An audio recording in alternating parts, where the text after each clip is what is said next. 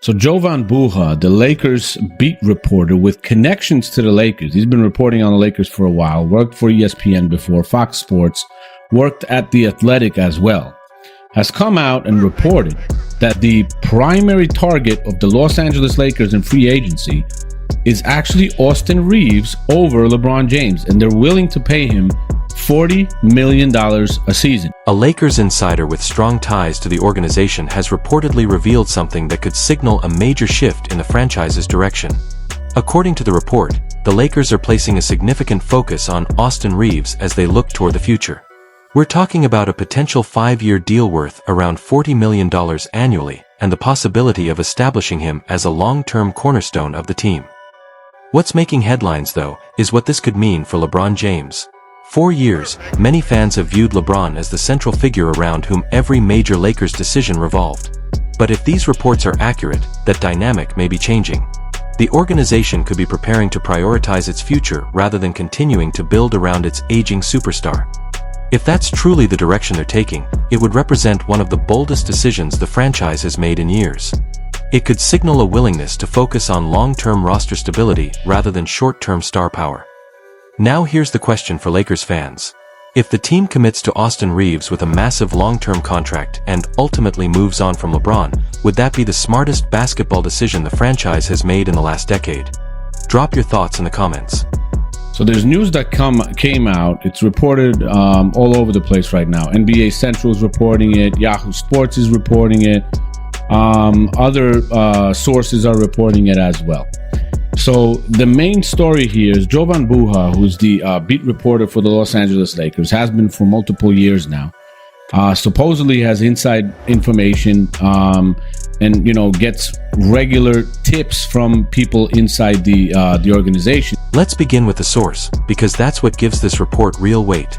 Jovan Buha isn't just another voice on social media throwing out theories. He's been covering the Lakers for years and has built a reputation through outlets like ESPN, Fox Sports, and The Athletic. More importantly, he has established connections within the organization and regularly receives information from people close to the team.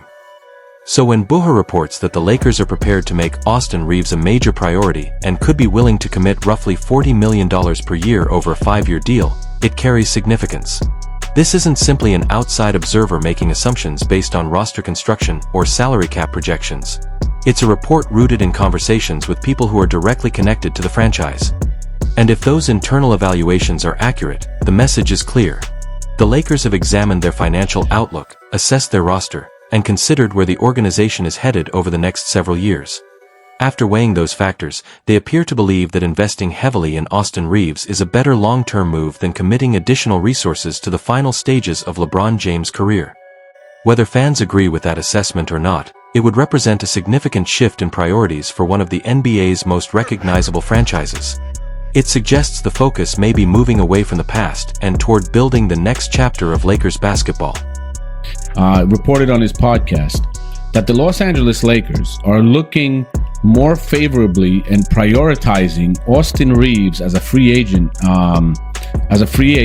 to sign him because he's a long-term asset instead of a stopgap, you could say, with LeBron James. Because with LeBron James, you never know. They might sign him for 40-50 million.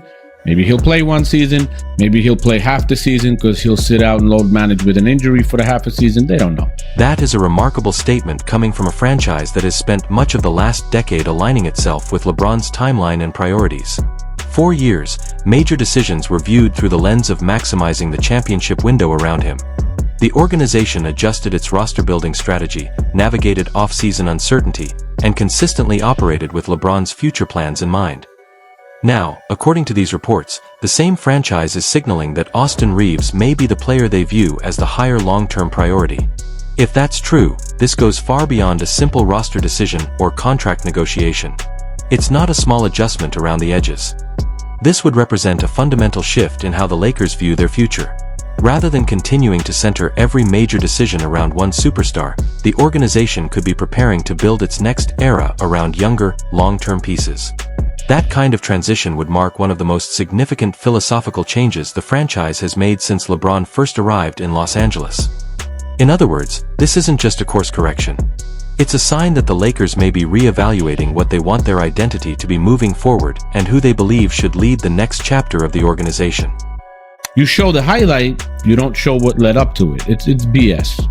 You can say like he is worth somewhere in that range. I do not disagree. I think the issue is based on the Lakers' finances and based on their current cap situation and Austin being a long-term piece and LeBron not being a long-term piece. That's where they just are in the situation where to add to the roster, they need to. Now let's examine why many people believe this approach makes basketball sense from a long-term perspective. When you compare Austin Reaves and LeBron James at their current stages, the discussion is about much more than star power. It's about timelines, roster construction, and future planning. Reaves is still entering what should be the prime years of his career. His development has continued to trend upward, and his skill set appears to complement Luka Doncic in ways that could benefit the Lakers for years to come.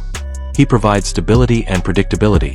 The organization knows what it can expect in terms of availability, effort, and long-term commitment. A 5-year investment in Reaves would be a commitment to a player expected to grow alongside the team's core, rather than one approaching the final chapter of an all-time great career. LeBron's situation is naturally different. At this stage, every season brings increased questions about sustainability and age-related decline. Buha noted that there were signs this past season that some areas of LeBron's game were no longer quite at the level they had been previously. According to that evaluation, aspects such as his shooting consistency, ball handling, and isolation scoring didn't appear as dominant as they were during the season in which he finished 6th in MVP voting. What makes that observation noteworthy is that it comes from a reporter with extensive access to the organization and a deep understanding of the team's internal perspective. Even from that viewpoint, the assessment suggests that age is beginning to have a greater impact than it once did. That's not meant as criticism of LeBron's accomplishments.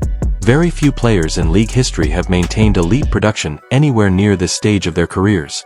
But the reality of professional sports is that time eventually affects every athlete. The challenge facing the Lakers is determining whether investing heavily in future growth with a younger core provides more value than continuing to build around a superstar who may have only a limited number of seasons remaining. From that perspective, it's easier to understand why some within the organization might view Reaves as the safer and more sustainable long-term investment moving forward. Notorious CRG. Thank you for the super chat. I don't know if you've already covered this, but do you think it's fair to ask LeBron to take less money than AR in order for them to both be there? I've not answered this, and let's dive into this. So I have covered earlier in the show. I was asked about that, whether it's fair to ask LeBron to take a pay cut in general. And the thing that I laid out with this is that LeBron is worth, I think 40, 45, 50. You want to put, argue that he's worth that based on his production, based on his performance this past season. He was an all-star. He helped the Lakers win a playoff series as the lead guy, put them on his back. LeBron is not worth $40, $50 million, even with his production from last season. He got his production because he was stat padding. There was also a moment during the season that sparked a lot of discussion among fans and analysts.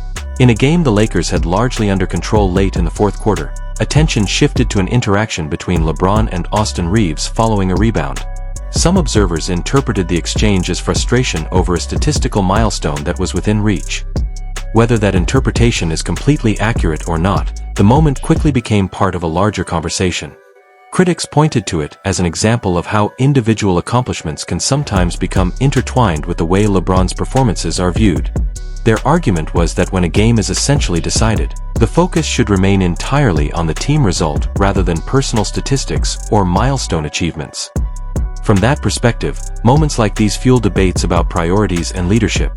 Supporters may see them as isolated incidents that get overanalyzed because of LeBron's enormous profile. Detractors, on the other hand, view them as evidence that personal legacy and statistical accomplishments continue to play a significant role in the conversation surrounding him.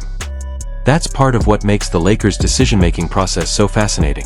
Any major investment in LeBron would not only be a commitment to his production on the court, but also to everything that comes with one of the most scrutinized athletes in sports history. The highlights, the attention, the milestones, and the constant debates all arrive as part of the package.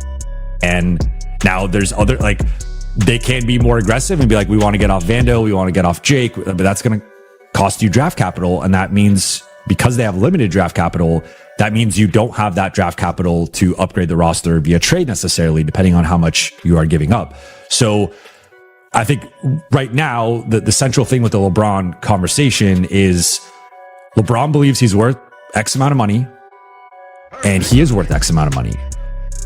The issue is for the Lakers, if they pay him X amount of money, they are going to be hamstrung in terms of adding to the roster. The salary cap situation is a huge part of this discussion, and it's one of the main reasons this report carries so much weight. The argument is simple. If the Lakers commit another massive contract to LeBron, a significant portion of their financial flexibility disappears. That limits their ability to address roster weaknesses and build the kind of complete team needed to compete with the league's top contenders. According to this line of thinking, every dollar allocated to an aging superstar is a dollar that can't be invested elsewhere on the roster. The Lakers still have areas that need improvement, particularly defensively, and those issues require resources to solve. Building around Luka Doncic means surrounding him with the right complementary pieces, not just relying on star power alone. Another important aspect is leverage. Boha's reporting suggests the Lakers may actually hold more negotiating power than they've had in years. Austin Reaves is entering the stage of his career where multiple teams could view him as a long-term investment. If he were available, there would likely be legitimate competition for his services, which naturally strengthens his position in negotiations. The Lakers have to consider what losing him would mean for their future plans. LeBron's situation is different. At this point in his career, the market dynamics are not what they once were.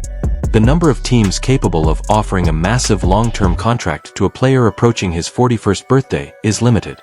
That changes the balance of power compared to previous free agency periods and gives the Lakers more freedom to evaluate their options without feeling pressured into a bidding war. The Bronny James factor also remains part of the larger conversation. As long as LeBron is with the organization, the father-son storyline remains one of the most unique narratives in professional sports. But if LeBron eventually moves on, the franchise would naturally have to reassess its priorities and determine how every roster spot fits into its long-term vision. What makes this report particularly noteworthy is what it may signal about the Lakers' future direction.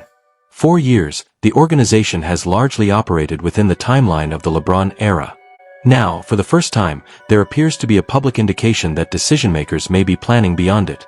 Not simply preparing for the eventual transition, but actively building around a different foundation altogether. In that vision, Luka Doncic becomes the centerpiece of everything moving forward. Austin Reaves becomes a key long-term partner alongside him. The roster is constructed with future competitiveness in mind rather than short-term nostalgia. Whether fans agree with that approach or not, it represents a clear organizational shift toward the next chapter of Lakers basketball. Supporters of LeBron will understandably point to the big performances, the playoff moments, and the games where he reminded everyone why he's one of the greatest players ever.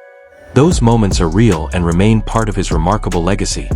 At the same time, front offices are tasked with evaluating the complete picture, including age, long-term sustainability, roster flexibility, and future growth opportunities. That's why this debate extends beyond one player.